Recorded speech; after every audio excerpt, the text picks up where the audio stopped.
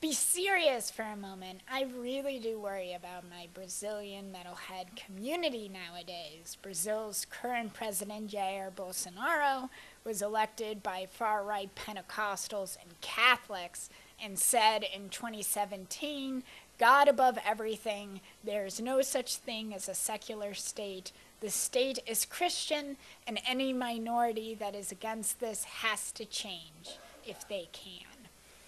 Ironically, Bolsonaro first became famous the same year that today's album came out, in 1986. That's not a coincidence, as you'll find out in this video. But anyways, I hope you're doing okay, Brazilian metalheads. May the fascists never stop you from making your beautiful, blasphemous sounds. Welcome to Daily Metal, where every day a different metal album gets dissected for your sadistic listening pleasure. I'm the heavy metal lawyer, Emma, and in this show, I'll talk about why the music in these albums is so good and where they fall in the history of music's most wretched genre. On August 10th, 1986, Brazilian black and death metal band Volcano achieved a 5-year dream of putting out a studio album with their debut full-length Bloody Vengeance. While the country's most well-known black metal band is probably Sarcophago, who put out their first album the year after, mostly due to their use of corpse paint and its adoption by the Norwegian black metal scene. Volcano is often credited as the first black metal band in Brazil. Some go even further and say the first black metal band in all of Latin America. I'm not sure whether or not that one is true. What is clear is what a feat it was for this band to be playing black metal in 1981 in Brazil. Under the guise of stopping communism, and with the backing of the CIA, because of course the CIA was involved, a military dictatorship was established by a coup in Brazil in 1964, which lasted until 1985.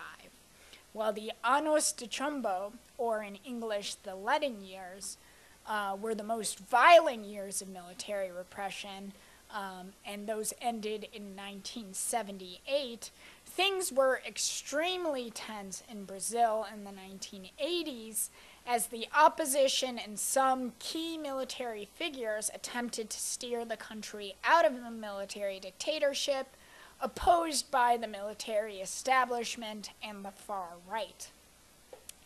Even after the dictatorship ended with the election of the opposition party into power, a seemingly never-ending series of corruption scandals fueled a nostalgia in the far right for the military dictatorship, vocalized by a young paratrooper military officer who accused the government of dismantling the military and said that the days of dictatorship were better.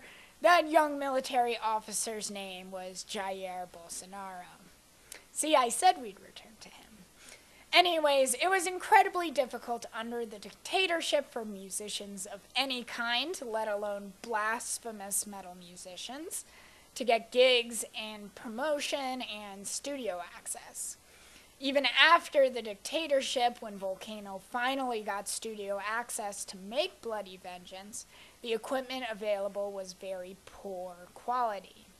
What makes Volcano and their comrades so incredible, though, is that rather than give up or settle for poor quality music, they instead built up a DIY metal scene and used that tin can recording quality to their advantage. Having to do all the work themselves was probably awful. I helped run a venue in college, and yeah, that was hard even with modern technology and MySpace and so on. But it did allow them to make the kind of music that they wanted to make, evil, satanic, horrific stuff that even a lot of US record labels of the time would not have touched with a 10-foot pole. Bloody Vengeance was the first release of Rock Brigade Records, which had literally started as a heavy metal fan club. The band's environment also shines through in the lyrics. At initial glance, the lyrics seem like run-of-the-mill early black metal blasphemy, like Venom, Hellhammer, or Bathory. But if you grab lines from the songs and remove them from the context of theatrical scenes of hellish horror, something else starts to come through. From the album's first tracks, Dominios of Death, quote, bodies blaze in flames, children run away with fear, panic becomes gloomy, we're in a real hell. Or how about the track Ready to Explode? Quote, you're just watching, don't know what to do, the ones who have the power are above you, and briefly they'll get your life to lose, see the human race wasted from the earth. And in the track Holocaust, when the band sings about, quote, Lucifer will return, heaven will have an end, and, quote, now the eternal war finally has begun. Is that just about some war of heaven and hell, or anxiety about the new tenuous democracy in Brazil and the possible return of the military dictatorship?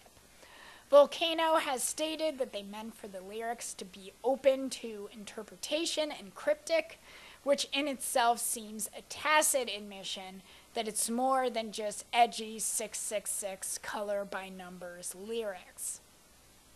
When you see the hell that a band like Volcano came up in and how the necessity of DIY shaped their music, those elements in Norwegian black metal, the music of depressed dudes in a wealthy, social democratic country, starts to make more sense. This is a must-listen album for fans of black metal, as essential to the history of the subgenre as bands like Venom or Celtic Frost. Which of the early black metal albums, like Bloody Vengeance, do you think is the most evil and raw? Let me know in the comments, and if you like this video, please subscribe so you can find out what the metal album of the day is, why it is so brutal, and where it fits in the history of the genre.